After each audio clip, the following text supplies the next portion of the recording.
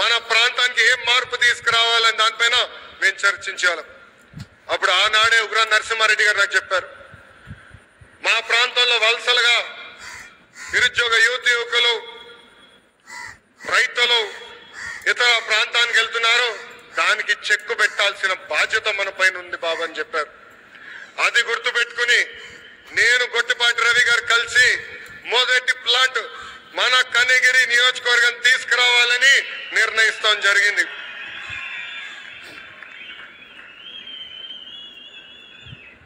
ఆంధ్రప్రదేశ్ లో ఈ compressed biogas plants పెట్టేందుకు ఈ రోజు రిలయన్స్ ఇండస్ట్రీస్ ముందుకు వచ్చింది. 65,000 కోట్ల పెట్టుబడి, దాదాపు 500 ప్లాంట్లు ఏర్పాటు చేస్తామని హామీ ఇచ్చారు. నిజంగానే ఈ సభాముఖంగా ముఖేష్ అంబానీ గారికి, అనంత్కి, పిఎంఎస్ ప్రసాద్ గారికి, మాధవ్ గారికి, హరీంద్ర కే త్రిపాఠి గారికి నా హృదయపూర్వక ధన్యవాదాలు నేను తెలుపుకుంటున్నాను. ఈ పెట్టుబడుల ద్వారా ఆంధ్ర రాష్ట్రంలోనే 2,50,000 మంది నిరుద్యోగ యువకులకి కూటమి ప్రభుత్వం ఉద్యోగాలు కల్పించబోతుంది. ప్రకాశం, అనంతపురం, కడపలో ఉన్న 5 లక్షల ఎకరాల బేడు భూమికి వినియోగంలోకి తీసుకుని రాబోతున్నాం. నేను యువగలంలో ప్రకాశం జిల్లాకు ఇచ్చిన హామీని, దాంట్లో ఒక్క హామీని ఈరోజు నిలబెట్టుకున్నానని గర్వంగా చెప్పుకోగలుగుతున్నాను. రిలయన్స్ మొదటి సిబిజీ ప్లాంట్ కనిగిరిలో శంకుస్థాపన మేము చేశాము. ఈ ప్లాంట్ రిలయన్స్ సిబిజీ ప్రాజెక్ట్ కి హబ్ గా కూడా మారిపోతుంది. ఇక్కడనే హెలికాప్టర్ ఎక్కే ముందల 5 ప్లాంట్లు అనుకున్నాం. హెలికాప్టర్ దిగిన తర్వాత ప్రసాద్ గారితో మాట్లాడిన తర్వాత మీరు మాకు భూములు ఇవ్వండి, తప్పనిసరిగా ప్లాంట్లు ఏర్పాటు చేస్తామని చెప్పారు. ఇక్కడ ఉగ్ర నరసింహారెడ్డి గారు నా పక్కన కూర్చొని ఎట్టి పరిస్థితుల్లో 50,000 ఎకరాలు కౌలుకి రిలయన్స్ ఇండస్ట్రీకి మేము అందిస్తామని చెప్పారు. 50 ప్లాంట్లు ఒక నియోజకవర్గంలో చేస్తామని ఈ సభాముఖంగా కనిగిరి ప్రజలకి నేను తెలుపుతున్నాను. వాస్తవంగా ఈ రోజు నేను మీ ముందల నుంచుని ఇట్లా మాట్లాడగలుగుతున్నానంటే దానికి కారణం ఉగ్ర నరసింహారెడ్డి గారు. ఒక ఉగ్ర నరసింహుడుగా గత 10 రోజులుగా ఇక్కడ పనిచేశారు. నన్ను కోరారు కొంచెం ఒక 10 రోజుల తర్వాత ప్లాంట్ శంకుస్థాపన పెట్టుకుందామని. నేను ఒప్పుకోలేదు. మీరు రెడీగా ఉన్నా లేకపోయినా ఏప్రిల్ 2వ తారీఖు నేను వస్తున్నా కనిగిరి నియోజకవర్గానికి అని ఉగ్ర నరసింహారెడ్డి గారు నేను చెప్పా.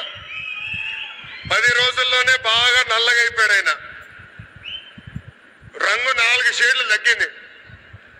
ఎవరి కోసం ఆయన కష్టపడ్డారు? కనిగిరి ప్రజల కోసం.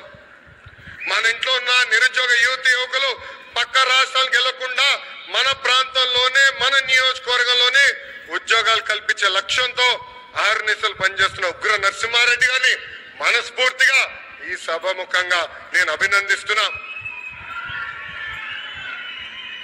చంద్రబాబు గారు చెప్తున్న P4 విధానానికి రిలయన్స్ సిబిజీ ప్లాంట్ నాంది కాబోతుంది. పేదరికం లేకుండా చేయటంలో ఇది కూడా ఒక తొలి అడుగని సభాముఖంగా తెలుపుతున్నాం. రైతులకి ఈ ప్లాంట్ల ద్వారా పెద్ద ఎత్తున మేలు జరుగుతుంది. నేపియర్ గడ్డితో ఈ గ్యాస్ తయారు చేయబోతున్నారు. ప్రభుత్వ భూమికి 15,000 రూపాయలు, రైతుల భూమికి 30,000 రూపాయలు కౌలు కూడా రిలయన్స్ ఇండస్ట్రీ ఇవ్వబోతుంది. రైతులు గడ్డి పెంచిస్తే టన్నుకింత అని కూడా వాళ్ళు డబ్బులు ఇవ్వబోతున్నారు. ఈ ప్లాంట్ ద్వారా 1,10,000 మెట్రిక్ టన్నులు ఆర్గానిక్ ఎరువు కూడా తయారవబోతుందని ఈ సభాముఖ ప్రజలు తెలుపుతున్నా. ఇంకా ఈ ప్లాంట్ ద్వారా గ్రామీణ యువతకి పెద్ద ఎత్తున ఉద్యోగాలు కూడా కల్పిస్తాం. ప్రకాశం జిల్లాలోకి ఎప్పుడు వచ్చినా నాకు నా పాదయాత్ర గుర్తొస్తుంది. ఈ రోజు నేను నడుచుకుంటూ వస్తున్నప్పుడు అందరినీ కలిసా. గట్టిగా నా చేయి లాగారు. నాకు యువగలం పాదయాత్ర గుర్తొచ్చింది. మీరు చూపించిన ప్రేమ ఇంకా నా చేతి పైన ఉంది. అందరు నా చేతులు గీరారు, ఒకరు నా చేయి కూడా కోరికారు. మీరు మాకు నా పైన చూపించిన ప్రేమ, అభిమానం నా జీవితంలో ఎప్పుడు మర్చిపోనని ఈ సభాముఖ ప్రకాశం జిల్లా ప్రజలందరికీ నేను తెలుపుకుంటున్నాను. ఉగ్ర నరసింహుడు నన్ను వదిలిపెట్టాడు కదబ్బా. కొన్ని కోరికలు కోరారు. మొదటిది రైల్వే ప్రాజెక్ట్. గౌరవ చీఫ్ సెక్రటరీ గారు నాకు ఇప్పుడే చెప్పారు, ఏప్రిల్లో అవసరమైన నిధులు మేము విడుదల చేస్తాం, ఆగస్ట్ లో గౌరవ ముఖ్యమంత్రి గారిని తీసుకొచ్చి ఆ రైల్వే ప్రాజెక్ట్ కి మనం ప్రారంభిద్దామని తెలుపుతున్నాం. వెలగొండ ప్రాజెక్టు కూటమి ప్రభుత్వానికి ఒక ప్రయారిటీ. ఆగిన పనులు తిరిగి ప్రారంభిస్తాం. చివరి ఎకరానికి సాగునీరు అందించే బాధ్యత మేము తీసుకుంటాం. ఇంకా తాగునీరు గురించి నేను చెప్పాల్సిన అవసరంలా. తాగునీరు శాఖ మంత్రి ఎవరు? నాకు అన్న సమానమైన పవన్ అన్న. పవన్ అన్న ఏమనుకున్నా సాధించే వ్యక్తి. ప్రతి కేబినెట్ మీటింగ్ లో మేము చర్చిస్తాం. తాగునీరు ఒక ప్రయారిటీ అని ఆయన ప్రతి కేబినెట్ మీటింగ్ లో చెప్పారు. గత ప్రభుత్వం నాశరికమైన పనులు చేసింది, ప్రాజెక్ట్ ని పక్కన పెట్టేసింది. తిరిగి కేంద్ర ప్రభుత్వాన్ని ఒప్పించి నిధులు కేటాయించి ఈ రోజు ఆ ప్రాజెక్ట్ కి టెండర్ స్థాయికి తీసుకొచ్చారు. నా అన్న పవన్ అన్న త్వరలోనే ఆగిపోయిన పనులని ప్రారంభిస్తాం. ప్రతి గడపకి కుళాయి ద్వారా తాగునీరు కూడా అందించే బాధ్యత కూటమి ప్రభుత్వం తీసుకుంటుందని ఈ సభాముఖంగా తెలుపుకుంటూ ప్రకాశం జిల్లా ప్రజలందరూ ఒకటే కోరుతున్నా, వైకాపా పరిస్థితి చూస్తుంటే జాలేస్తుంది. వాళ్ళు పని చేయరు, పని చేయాలనుకున్న వాళ్ళ చేత పని చేయనీరు. ఈరోజు కొత్తగా చెప్తున్నారు ఈ ప్లాంట్ల ద్వారా ఏదో అయిపోతుందని. వాళ్ళని అడుగుతున్నా, మీరు ఇంట్లో గ్యాస్ సిలిండర్లు వాడరా? కట్టెపొయ్యిలు వాడుతున్నారా? ఆ గ్యాస్ తయారు చేసే ప్లాంట్ ఇది. ఎందుకు మీరు అపోహలు కల్పిస్తారు? రండి, ప్లాంట్ చూడండి, వెళ్ళి మీ నాయకుడు చెప్పండి. అంతేగాని ఈ ప్లాంట్ కి అడ్డు పడ్డద్దు. అడ్డు పడితే ఎర్ర బుక్ లో మీ పేరు ఉంటుందని ఈ సభాముఖంగా వైకాపా నాయకులు నేను హెచ్చరిస్తున్నా.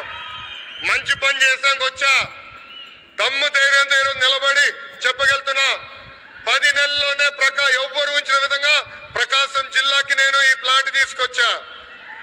అంతేగాని తప్పుడు ప్రచారం చేస్తే నేను మిమ్మల్ని వదలబెట్టనని ఈ సభాముఖంగా వైకాపా నాయకులకు నేను హెచ్చరిక చేస్తూ, నిజంగానే ఈ సమావేశం చూసిన వేదికమైన ఉన్న పెద్దలు చూసిన ఈరోజు ఈ కార్యక్రమానికి యాంకర్ గా నిలబడిన ఉదయభాను మేడం గారిని చూసినా నాకు యువగలం పాదయాత్ర గుర్తొస్తుంది. ఆనాడు బీసీ గర్జన పేరుతో నేను కార్యక్రమం పెడితే ఉదయభాను గారు స్వచ్ఛందంగా వచ్చి ఆ కార్యక్రమానికి యాంకర్ గా నిలబడ్డారు. బీసీ సోదరులు జరుగుతున్న అన్యాయం పైన ఆనాడు మేము పెద్ద ఎత్తున ఆనాటి ప్రభుత్వాన్ని నిలదీశాం. నిలదీసినందుకు మేడం గారిని కూడా వైకాపా నాయకులు ట్రోల్ చేశారు. అంతేకాదు వేదికమైన పెద్దలందరి పైన దొంగ కేసులు పెట్టారు. నా పైన కూడా 23 కేసులు పెట్టారు. ఆనాడే చెప్పా, ఆ సైకో పాలనకి ఈ తెలుగుదేశం పార్టీ తగ్గేదే లేదని. వాస్తవం